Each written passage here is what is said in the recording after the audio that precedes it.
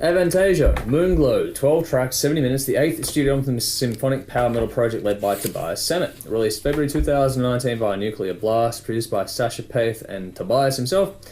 2 singles have been released in The Raven Child and Moonglow. The album so far has peaked number 38 in the UK while charting well across Europe and Southeast Asia. The album has basically a story about a creature struggling with the reality of boldness and beauty. And it has vocal performances from Ronnie Atkins out of Pretty Maids, Bjorn Landy of Yawn, Eric Martin of Mr. Big, Jeff Tate of Queensryche, Michael Kiske from Halloween, Bob Catley of Magnum, Candice Knight of Blackmore's Night, Hansi Kirsch of Blind Guardian, and Millet Petruzza of Creator. This album took a little longer than usual and was intended to originally be a solo album. Metal opera. Tobias Sammet is a master song craftsman, not just songs but albums. It's always brilliant flow from start to finish. He's never limited to one section of the musical or emotional spectrum. He's always surrounded himself with fantastic musicians and always gets amazing performances out of them. I was quite happy being a fan of Pretty Maids and Blind Guardian to hear that they got their vocalist on this, which worked perfectly. The first track sets the mood really nicely, and the second track, Book of Shadows, it's amazing. Just love those lyrics. Total powerhouse track with various singers, diverse range of singers as well, and inspiring lyrics. Cool 16th note chugs and double bass drumming on that one. Very cool. Third track with Cadence Knight, Richie Blackmore's wife. Now, I first heard her on a guest appearance on the Halloween album about 8 years ago. She did a great duet with Andy on that one. And Julia's got a few Blackmore's Nights albums. Okay. So she's an amazing singer. Weird stuff, though. Yeah, it's interesting. It's like Celtic. And it's, if you're walking around Coral Castle up in Ballarat, well, that makes sense. That's cool. Where this album really shines is the epic tracks. I mean, they're like stories within the whole overall concept, the structure, performances, the drama. It's just amazing stuff. I would love to hear Bruce Dickinson guest on this because Tobias has a lot of that Bruce Dickinson style in his natural voice, and those two together would be... You'd probably have a bit of a conflict as well. So it'd be interesting. It'd be dramatic. I do feel a bit cheated a little bit. There's... Occasionally you get a really, especially in power metal in general, but a lot of Ed Guy and Avantasia stuff, you get a really cool guitar riff that other bands would base an entire song off, and it's just used as an outro for a song. Like a 30-second, this is like fucking amazing, and that's it. It's the end of the song. It's just like, okay, cool. Other bands would kill to write something like that, and it's an afterthought. Yeah. So the riff at the end of Piper at the Gates of Dawn, it's like, oh, fuck, that was cool, and damn, the song's finished. I thought you were going to go off in another 10-minute section. That'd be cool. Oh, God. I have to credit the artwork, man. That's easily a contender for my top 5 artwork in 2019.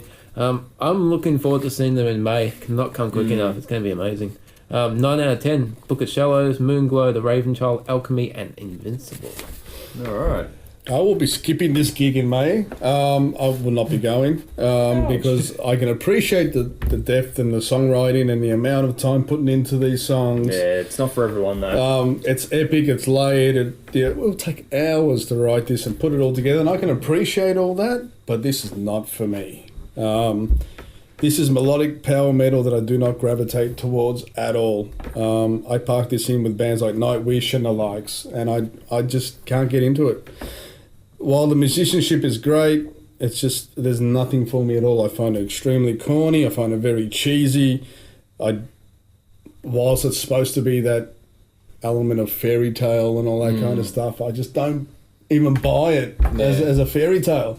Yep. You're supposed to get the human emotion out of the fairy tale, though. I don't. I don't. This stuff. It's not. It just doesn't have any raw, real, believable punch that I like in my music. I get it's supposed to be theatrical and all that kind of stuff, but I don't feel like it even hits the mark. I just feel like it's a lot of, I can do all this stuff, and it's almost like music for children's books, you know. I get what you mean. Yeah.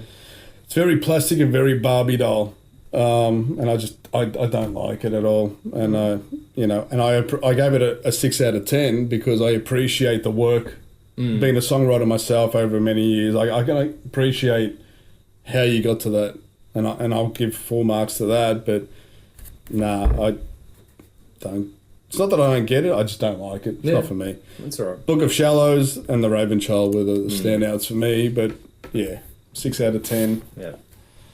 It's more of an acquired taste. This kind of stuff, I think. Dave's gateway is comfortably the symphonic stuff that he already loves. Yeah, and we've chatted about that many a time. I think my gateway is the love of old school classical sort of composition pieces and things like that, and the study I've done of those things before. So I think that's my gateway into this band. Without that, I might struggle as well, because it does come across as a bit of avant-garde, but it's also very ambitious, and it's a bit over the top, and if you're not really emotionally invested in it, it's going to come across as cheesy and tacky and fake. So I understand all the arguments against it. For me, though, I love this project. I liked the last album, Ghost Lights. That was cool. Phenomenal. So it was already a high bar set for me after knowing the last album. It's pretty epic overall, this one. Performances are bang on. You know what you're getting. Like, fuck. That ensemble of cast, mate, it's fucking you're going to be, isn't it? Yeah, it's an amazing thing. Bands or projects are really lashing out on getting fucking caliber musicians, you know, even Metal Allegiance and all those types of bands. It's fucking crazy. Yeah. For me, this is a bunch of people coming together for a common goal. It's like Tobias Sammet is the conductor of the orchestra in this regard. It's like a musical aimed for metalheads kind of thing. Fucking pains me to say it, actually. Jeff Tate, I've got to give him a special nod. He surprised me on this. His vocal was a lot better than I was expecting after hearing his recent work. I thought he was cooked. He's not. He actually stepped up his game big time on this record. I was very impressed. Composition fits in with the big scope and all that sort of stuff. It covers a pretty wide range of styles, heavy and pounding, all up to ballads and almost pop kind of territory as well. The cover of Maniac was really interesting on this, but if it drags into the story, it makes sense, which is unusual that a song like that should make sense on an album like this, but it does fit the overall piece of work. Bit of everything. It's all well written into a grand opus, though, for mine. Good use of space, and there's some genuine beauty in this as well. Lyrically, you get a story out of this. I thought it was really cool. The theme employed was nicely done. That cover near the end actually makes sense, which is extremely unusual for a cover to make song in a concept album. It's one of those ones where when you're reading a novel, your visuals in your own mind fill out the pieces for you, and for me that's really cool. I'd actually like to see some sort of visual representation of this, or actually get a text novella of the story itself. I thought it was just that well written lyrically that I could get either of those two things out of it. Audio book. Yeah, that'd be good. That'd be cool with all the big soundscapes and stuff to go with it. That'd be cool. Production is bang on for this style, big and bombastic. The dynamics have been kept though. Different vocalists all fit in really well. Great use of space in this too. Some really solid depth, and the way things build then fade was really nicely done for me. Warm where required, but can also really pound you when the song is deserving of that treatment too.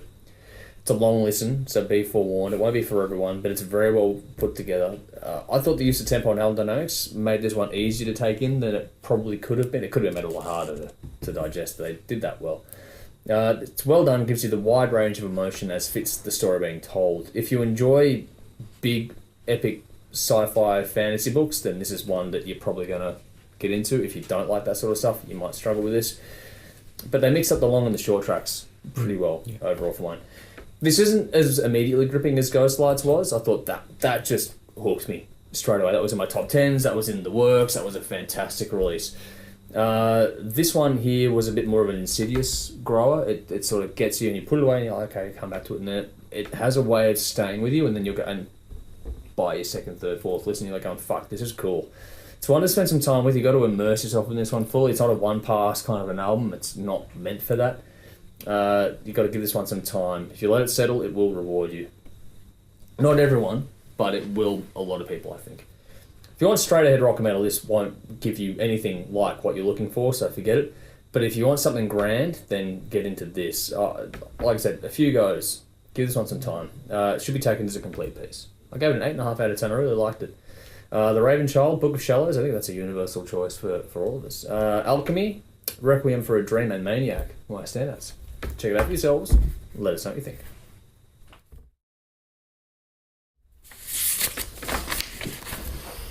Woohoo! Time for the mail and to close it out. Yeah, just use the bus.